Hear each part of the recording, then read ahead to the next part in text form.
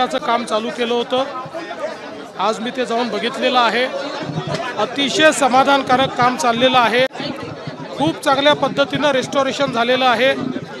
जुनं स्वरूप आपण बऱ्यापैकी रिस्टोर केलं आहे। त्यातलं जास्तीत जास्त काम हे आषाढीच्या आधी आपण पूर्ण करू शकू असं वाटतंय। काही काम मात्र आषाढी नंतर देखील होईल। याच्या व्यतिरिक्त कॉरिडॉरचं काम जे आपल्याला करायचं आहे त्याचा एक ब्रॉड आराखडा आपण तयार केलेला आहे। त्यामध्ये आपला प्रयत्न असा आहे की काही प्रॉपर्टीज आपल्याला ॲक्वायर कराव्या लागतील, पण त्या लोकांना कुठल्याही परिस्थितीत विस्थापित न करता अतिशय चांगलं कम्पेन्सेशन द्यायचं। ज्यांची दुकानं आहेत त्यांना दुकानं द्यायची आणि कम्पेन्सेशन द्यायचं।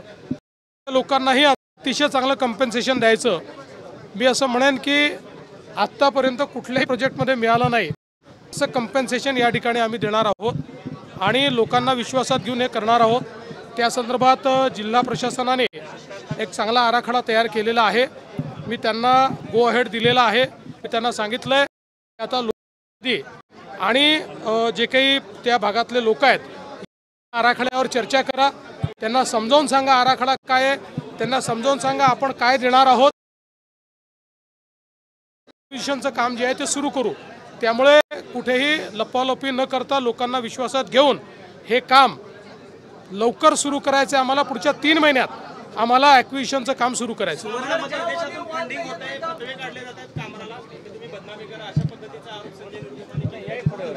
बघा असं आहे की हे तर पक्का आहे की त्या ठिकाणी सुपारी घेऊन ही सगळी कामं चाललेली आहेत, पण त्याच्यावर मी स्वतंत्रपणे बोलेन। आज जर आपण पंढरपूरचा विषय असेल तर बोलूया।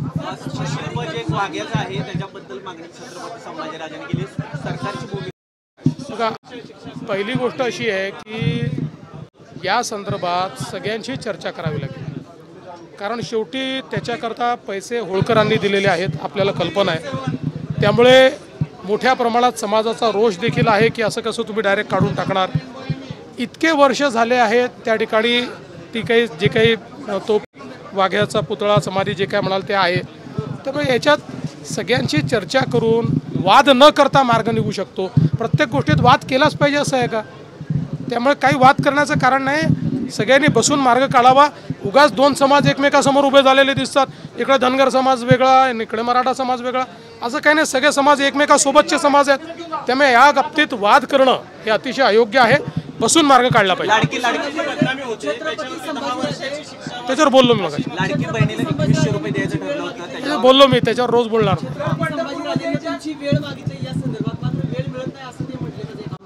अनेक वेळा मी वेळ दिलेली, आता त्यांना का वाटतं असं माहीत नाही। मी तर दरवेळेस त्यांना वेळ देतो, माझ्याशी फोनवरही बोलतात, मला येऊनही भेटतात। त्यामुळे वेळ न मिळण्याचं कारणच नाही की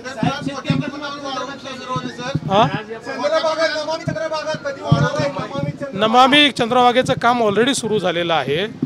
ते काम काही लगेच पूर्ण होऊ शकत नाही, त्याला वेळ लागणार आहे। कारण एक नगरपालिका, एक ग्रामपंचायत, एक नाला, सगळं जाणारं घाण पाणी हे ट्रॅप करावं लागणार आहे।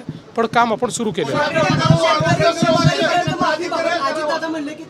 अजितदादांनी जी भूमिका मांडली आहे ती सरकारची आहे। अजितदादांनी कधी म्हटलं नाही की शक्य नाही।